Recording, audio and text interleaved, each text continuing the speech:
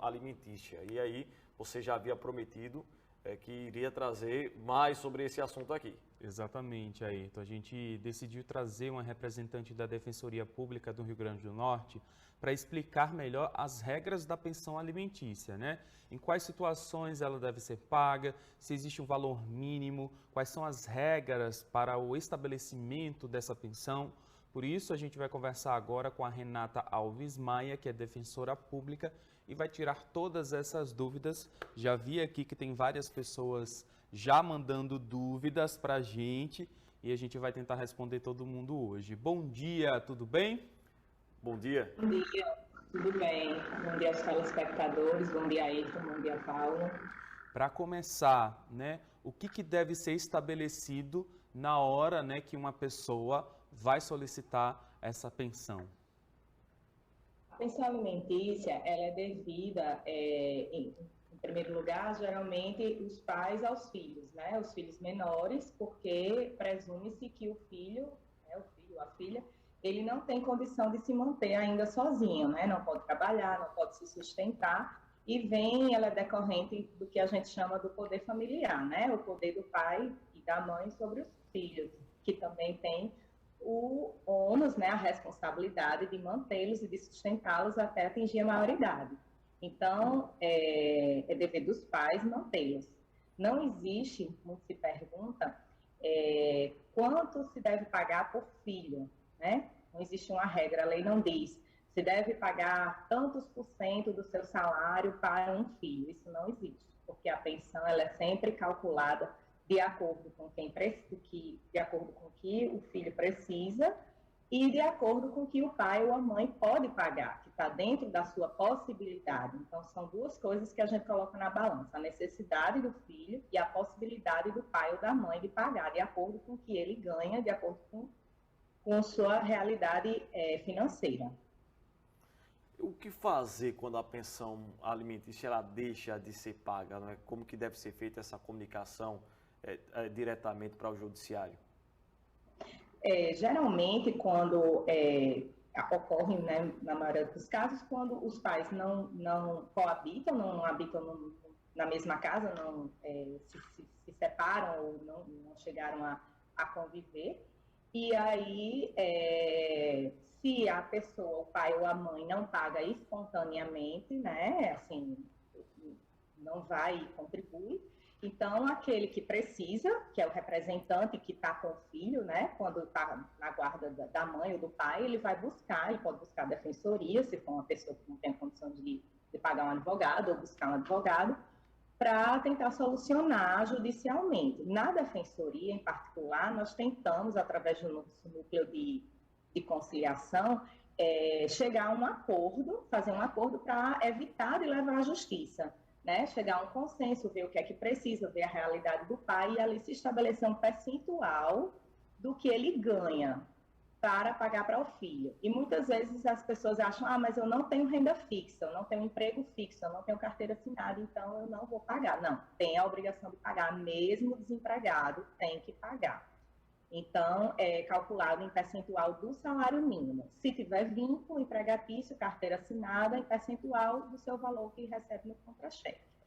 Então, aí faz um acordo e se começa a pagar. Se não tiver acordo, nós entramos com ação judicial para levar ao judiciário para decidir aquela questão.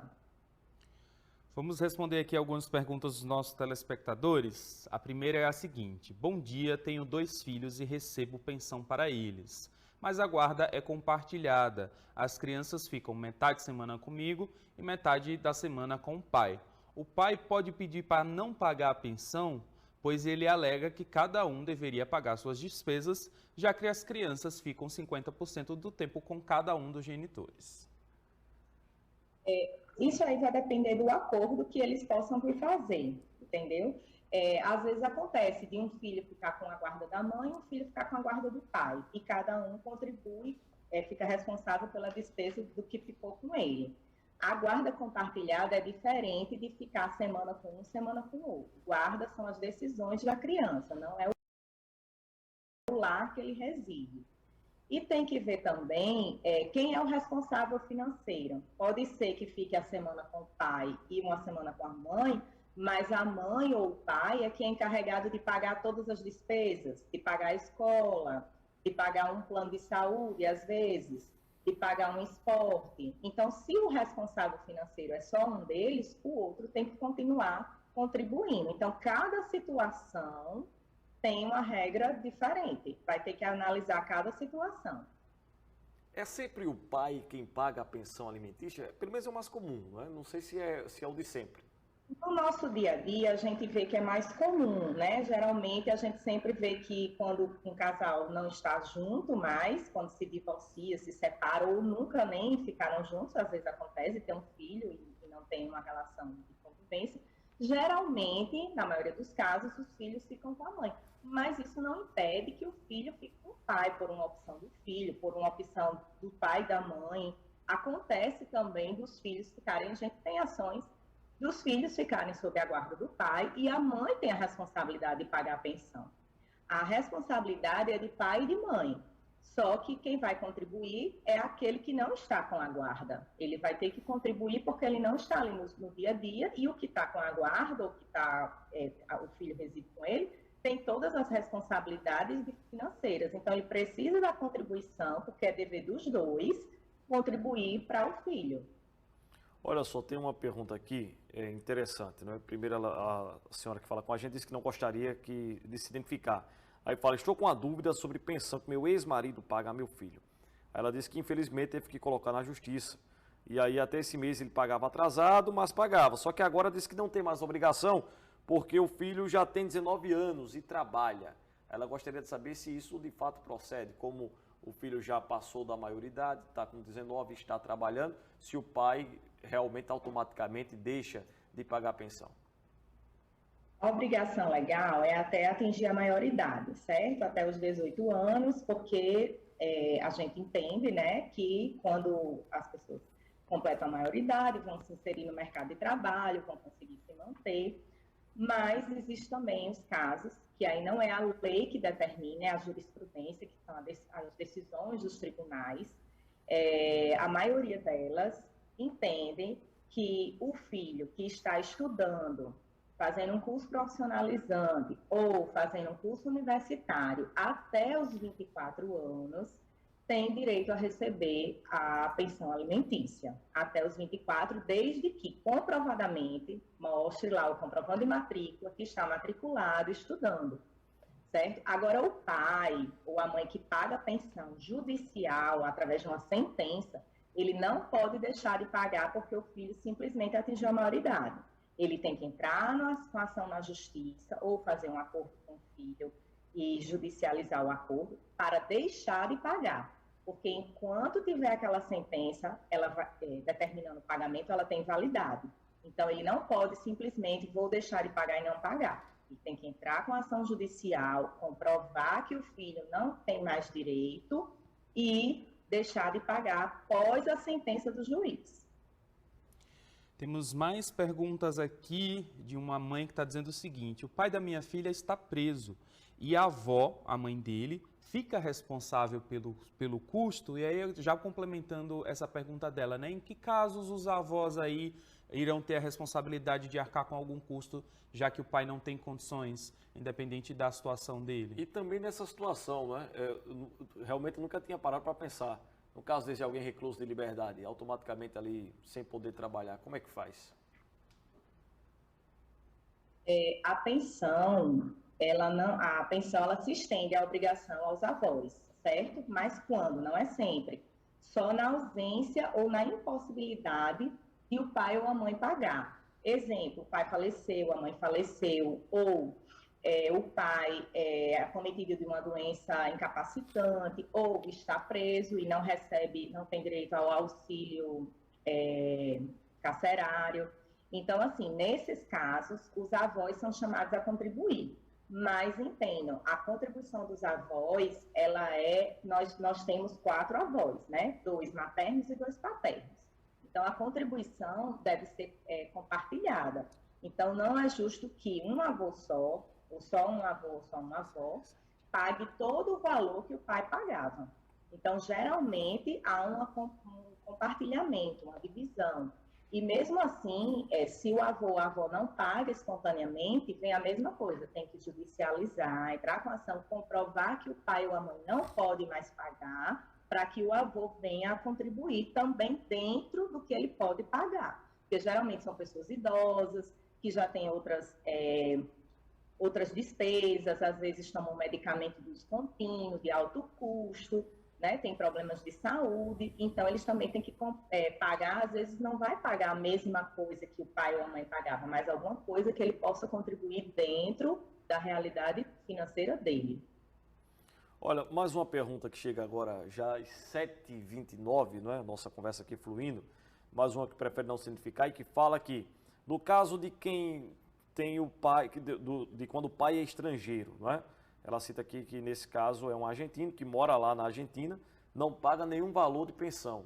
É o que essa mulher relatou para a gente aqui. O que ela pode fazer para reivindicar esse direito? Tem que entrar com ação judicial, tem que ter o endereço dele. Essa ação, ela vai ter um tempo de andamento bem maior. Por quê? Porque é em outro país que a pessoa reside. Então, a pessoa, para ser intimada, é intimada através de uma carta, que a gente chama carta rogatória, que tem que ter um acordo de cooperação entre os países, através do Ministério da Justiça, né? Tem que haver uma tradução de todo o processo para enviar na língua, por exemplo, na Argentina se fala espanhol, tem que traduzir tudo para o espanhol, para poder o Ministério da Justiça enviar, e também depende da cooperação do outro país de cumprir essa carta e de chegar até as pessoas. Nós, na Defensoria, temos casos, sim. Alguns casos nós tivemos êxito, mas é bem mais difícil, porque vai depender também da cooperação do outro país e de tentar localizar aquela pessoa no outro país, porque às vezes a mãe não tem mais o endereço atual e aí a gente esbarra nesse problema para conseguir localizar essa pessoa em outro país. E ainda falando sobre pais estrangeiros, vamos dizer assim, tem outra pergunta aqui dizendo o seguinte: o pai mora em outro país e ganha em euro. Como calcular o valor? Porque ele quer pagar em real. A senhora pode explicar também? Nesse caso teria que, assim, tem que comprovar o valor que ele ganha. A nossa maior dificuldade com pessoas que residem fora do país é a questão das provas. Como a gente vai recolher provas? Então, assim, tem que comprovar a situação financeira dele. Infelizmente, cabe à mãe que está aqui, no caso, comprovar essa situação financeira dele. Se não tiver como comprovar, ou ele comprovar que realmente só ganha um valor menor do que ela acha, vai ser em cima do que ficou aprovado no processo. Sobre valores, inclusive, eu acho que é uma pergunta corriqueira, acredito, uma dúvida corriqueira. No caso, é possível fazer a revisão de acordo, de repente, com um aumento de salário, que a pessoa que paga a pensão tenha recebido, o rendimento melhorou, então você pode pedir essa revisão para que se receba mais? A pensão, ela pode ser revisada em qualquer momento, enquanto durar a obrigação, ela pode ser revisada, tanto para mais quanto para menos. Depende de como vai estar a situação, né? A gente sabe que quando a pensão é fixada, a situação do filho e do pai ou da mãe é uma, e pode se manter, e pode lá na frente a situação piorar ou melhorar. Vamos supor que o pai que paga pensão, daqui a 3, 4 anos teve outro filho. Então, é um motivo justificável para que ele peça uma redução, porque ele vai ter que arcar com despesas de outro filho menor. Ou vamos supor que ele teve um aumento. Ele mesmo pode pedir para aumentar, como a outra parte que soube que ele teve um aumento pode pedir para aumentar. Então, esse valor ele pode ser aumentado ou pode ser diminuído, desde que sempre acordado entre as partes. Se não houve acordo, através de decisão judicial. Não pode simplesmente, meu salário, eu estou desempregado, eu pagava uma hipótese 20%, como eu estou desempregado, eu vou pagar 10%. Não, porque aí você vai cair em débito com 10% e pode vir a ser preso. Né? O débito da pensão, é bom lembrar que a pensão dos últimos 3 meses em atraso, ela pode gerar a pena de prisão civil, que é a única pena de prisão civil que existe no Brasil, é a de devedor de pensão alimentícia. A senhora já pode explicar mais um pouco sobre essa penalidade, caso o pai realmente não arque com suas dívidas aí em relação à pensão? Eu gostaria até de emendar a pergunta do Paulinho. Acredito eu, a senhora pode me corrigir, que a prisão ela não anula a pena, digamos assim, estabelecida de pagar a pensão, né? Não. A pensão ela tem que ser paga todo mês naquela data que ficou determinada. Então, assim, quando tem atraso de um mês, a parte que recebe já pode entrar com ação judicial para cobrar aquele mês, certo? Então, quando ela vem cobrar e existe um débito de um mês, de 2 meses, de 3 meses, até 3 meses, vamos supor, nós estamos no mês de outubro. Então, se a pessoa vai entrar com ação hoje e cobra setembro, agosto e julho, essa cobrança, ela cabe pena de prisão, certo? Então, o que ele deve de julho para trás, junho, maio, abril, os meses anteriores, não cabe prisão. Vai caber a penhora de valores, penhora de carro, penhora de imóvel, penhora de valores em conta. Até mesmo, hoje em dia, se aplica a retenção da CNH, da carteira de habilitação, como forma de pagamento, penhora de valores de FGTS, admitido, certo? Como forma de forçar a pessoa a cumprir com a obrigação, porque a pessoa que está sem receber é valor que é destinado a alimentos, então ela precisa. Então, e mesmo que venha a ser preso, não tira a obrigação de pagar a pensão. Eu vou ficar os 60 dias preso, pode ficar preso até 90 dias, de 30 a 90 dias, e acha que não vai mais pagar. Não, continua a obrigação de pagar sim. Pode sair, cumpriu a pena da prisão, mas a dívida permanece. Temos mais perguntas aqui sobre a questão que a nossa telespectadora diz o seguinte, ela diz que o pai da filha acabou falecendo, infelizmente, de Covid-19, os avós são idosos, usam remédio contínuo, não têm condições de pagar e, segundo ela, são as tias que estão pagando essa pensão. Isso pode acontecer realmente, já que nem o pai pode, nem o avô também, essa responsabilidade acaba indo para outro familiar? Pode. Assim, o código estabelece que aqueles familiares, quanto mais próximos, eles têm a responsabilidade, né? Então, assim, se não existe ninguém que possa contribuir, a gente pode demandar, mas sempre que eu falo, na condição do que o outro pode pagar, porque pode ser que as tias também tenham outros filhos, às vezes não trabalham, um tio, então também essa responsabilidade vai ser de acordo com o que a pessoa pode pagar. Olha, a gente já vai concluindo aqui, defensora, mas uma última perguntinha. A gente está falando aqui dos casos mais comuns, digamos assim. Agora imagine só a realidade de um casal que adotou um filho, uma filha, e aí o relacionamento não deu certo. Também vale a regra da pensão nesse caso? Sim, o filho, ele é filho de qualquer forma. Então, assim, a adoção ela é um ato irrevogável, né? Quando a gente adota um filho, qualquer pessoa que adotar, ela não pode se desfazer desse ato, desmanchar, digamos assim, né? O ato, rever o ato, dizer, não quero mais. Ou alegar, não é meu filho, eu vou fazer um exame de DNA, porque não vai ser meu filho, óbvio que a gente sabe que o DNA vai dar negativo, porque é um filho adotado, mas não tira responsabilidade. Adotou, é filho igual ao filho natural, filho biológico, não existe diferença para a lei, né? Então, vai ser responsável da mesma forma que o filho biológico. Não existe justificativa para não pagar a pensão. Perfeito. É responsável até, inclusive aquelas pessoas que registram, existe muito, registram filho que sabidamente não é seu, né? Às vezes é filho de outra pessoa, mas não tem o pai registrado, vai lá e registra, e tem uma convivência com aquele filho. Então existe uma paternidade que a gente chama paternidade socioafetiva, e a paternidade socioafetiva gera responsabilidade por alimentos também. Perfeito. Vamos agradecendo já aqui a Renata Alves Maia, defensora pública, pela conversa muito boa com a gente, não é, Paulinho? É isso mesmo. Muito obrigado pela participação. Chegaram várias perguntas aqui, então a gente combina um outro momento para a gente continuar tirando essas dúvidas. Muito obrigado. Certo. Obrigada também. Bom dia a todos. Até a próxima. Bom dia, tudo de bom. É isso, não é? Mais uma entrevista.